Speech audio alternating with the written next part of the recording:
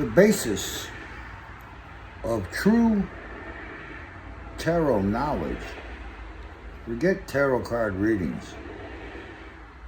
That's a whole nother story. We're talking about tarot itself, and it has nothing to do with fortune telling. Tarot is a knowledge of mind. It's the quintessential,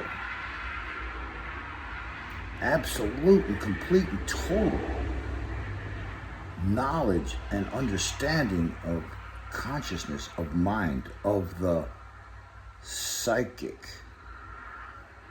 Psychic means mind. Psychiatry, psychology. You were thinking psychic means somebody can read your mind, see the future. That is so wrong, so ignorant, so unenlightened. Google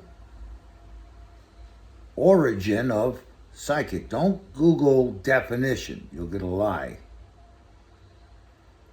Google origin of psychic. Origin of these words. Don't Google definition of them. Go back to what the people meant when they created the word. What did they know? Why is this word there? What do they mean by it? That's when you start waking up big time. But the basis of tarot understanding is that the human mind is polarized. It's a pair. It's a duality. You see it in all the cards, which I'm about to go through with you starting like today. I'm going to start going through the cards. And I'm going to be pointing this out in every card. That the tarot cards are talking about the knowledge of tarot, which is the science of mind. Excuse me. The situation with society today, the collective, is that personally and collectively, the minds of humans are polarized to one self over the other. So the person has two selves, me, myself, make I, me, myself, and I. The third is created by a union of the two. That's yin yang. I ask people, how many circles are in a yin yang symbol? Always light with your left. Fire in to the left. Pay money, pay bills with the right. In from the left, out from the right. Out. So,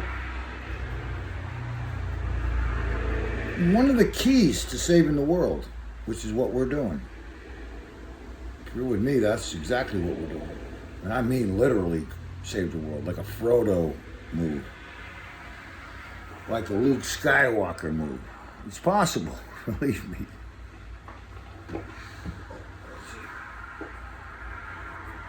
I'm not here at the store. Somebody pulled in. I'm not open, but they do come through. So the main premise of tarot is this duality of consciousness, yin-yang. I ask people how many circles are in a yin-yang symbol, and they say 2. And I go, well, there's 3. They go, how so? And I go, well, the big one that surrounds the 2 little ones, that's the third. Okay? And so yin-yang is a symbol of the polarity of pi. I'll say it again. Yin-yang is a symbol of the polarity of pi, or the duality of 3. Everything is a 3. 3 is actually 1. Everything starts at 3. The Trinity, the whole, the Holy Trinity. Me, myself, and I. Let me see this.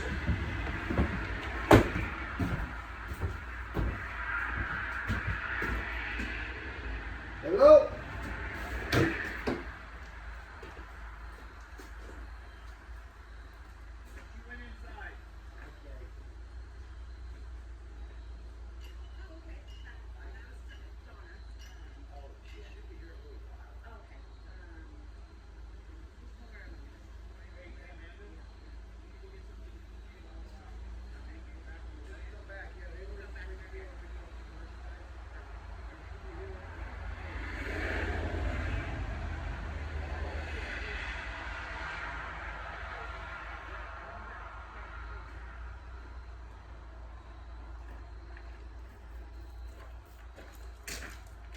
Hang in there, guys. Here we go. I'll be talking about the situation I'm in right here later. In the videos about how to manifest a store. Trust me. But I've been making some short videos about how in the world we live in today, society that we live in, this reality,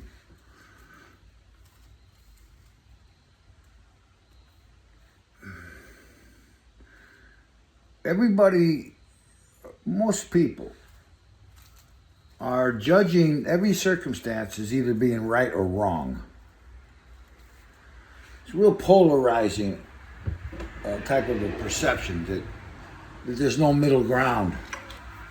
That the person that I oppose has no legitimacy at all. They're just stupid. They're unenlightened. And I'm talking in particular about this fiasco or this debacle that we're witnessing in the American or U.S. American lead up to the vote for the president thing, right? And in America, it's a real big force of division in the people. And it leaves no room for either party tolerating or understanding the other one. It's a real civil war type of a thing. And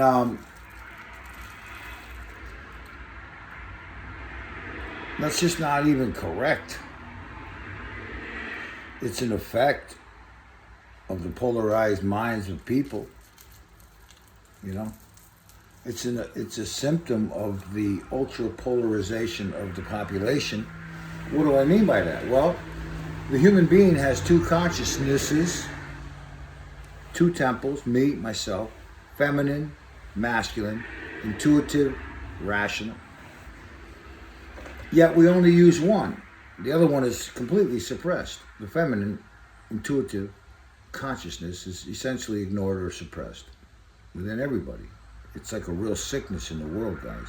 This is the problem with the world today. What I'm talking about right now. Albert Einstein said that the intuitive mind was a sacred gift. He's a physicist. He said sacred gift when it with regards to intuitive mind. Just Google Einstein intuitive mind and go to images. You'll see it everywhere. He said that the intuitive mind was a sacred gift and the rational mind a faithful servant. Whoa. Think about that. It took me a month to digest it because I thought he was talking about two different kind of people. Intuitive people and rational people. That's what I thought. But at the same time, I was recovering the tarot information and I began to realize that the human being is a duality. Feminine, masculine, intuitive, rational, two brains, the two consciousnesses, the two temples, yin, yang. I'm like, whoa, and it started to dawn on me that I am a duality, that there's two of me. I'm a twin individual, not an individual. And I wore that. I began to wear it. And it's the first translation in the perception of my own self now. I'm a two. I'm in a relationship with my another self. There's not two halves of me. That's ego again, trying to claim one. There's two of me, and that makes three. Me, myself, together make I. But if myself is not with me, there's no I. There's no third eye. And we see in the world today the ultra-polarizing effect. Now, so Albert Einstein said the intuitive mind is a sacred gift and the rational mind is a faithful servant. He said we have created a society that honors the servant and has forgotten the gift. In other words, we honor the rational and have completely forgotten the sacred intuitive. Albert Einstein, he knew it. He said we've created a society that honors the servant the rational, and has forgotten the gift, the sacred, intuitive. So true, man. He's the great professor, and he gave humanity a grade when he said this about 60 years ago. He says, here's where we're at. The intuitive mind is a sacred gift, the rational mind is a faithful servant, but we have created a society that honors the servant. So everybody's like, honors whoever's the most rational.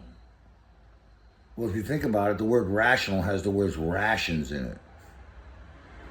You're not able to be whole-minded unless you're a pair, unless your thoughts are listening to your feelings. And emotion is not feeling. Emotion is a hoax. If you look at it closely, every emotion is triggered by a thought, but no feeling, no gut feeling is ever triggered by a thought. So, in this ultra-polarized state of being that mankind exists in collectively and personally, Albert Einstein nailed it. He said, we honor the servant and forgotten the gift. So we're polarized. There's the two minds of a human being, the yin-yang of you, feminine, masculine. And he meant one person, each person, not two different kinds of people. And that became quite obvious to me as I began to learn tarot more. That everything is a duality, including mind. So, this was 60 years, maybe more, 70 years ago, he gave us that grade. We honor the servant, we've forgotten the gift. That's how we made society. And it boils down to, we honor the rational beings and the intuitive, artistic, poetic, creative people. We ignore them. It shows up that way, exoterically. And esoterically, it's happening within you right now as I speak. This is a condition that we're all under. And it's by design. We'll talk about that some other day. But we need to come out of it now because we're entering into an extremely dangerous level of polarization.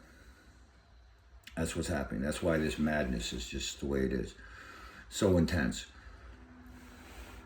And the division is right down the middle, 50-50. And so, I've been observing this.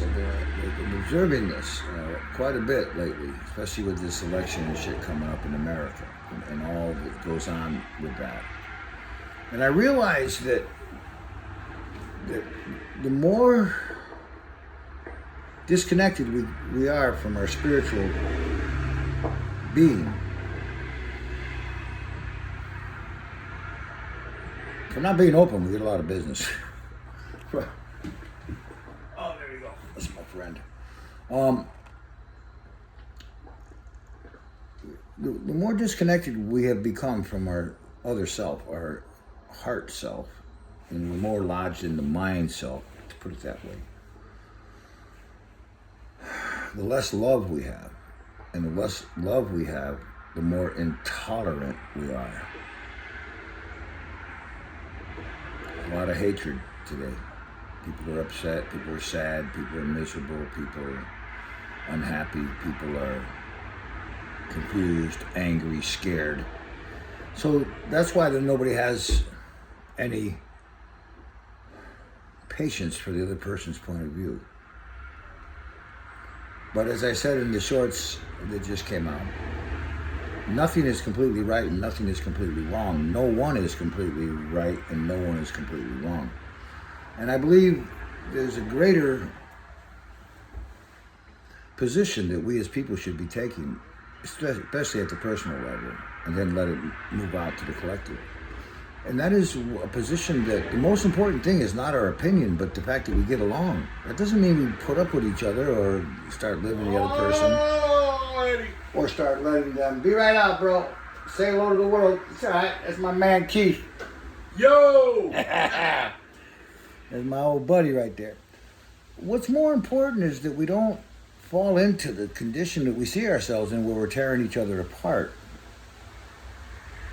Whatever the cause of that is, which is this polarizing, rational mindedness, it's it cannot be superior to us getting along. Now, getting along doesn't mean I got to live your way or you live my way, or I got to believe what you believe or you got to believe what I believe. That's a whole other subject. Getting along has to do with the fact that we are a family of human beings on this planet. And if we don't start being more tolerable, in other words, not so opinionated, not so polarized that they're wrong and I'm right, because that can't be true. We're growing. There's a growing thing.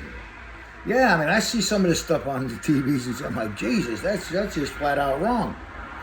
But I can't begin to hate the world or the people as a result of what I'm seeing. The basis, the foundation, the fundamental block that we must think is valuable now more than anything is the fact that we don't hate each other. We have differences of opinion. We don't see things the same way.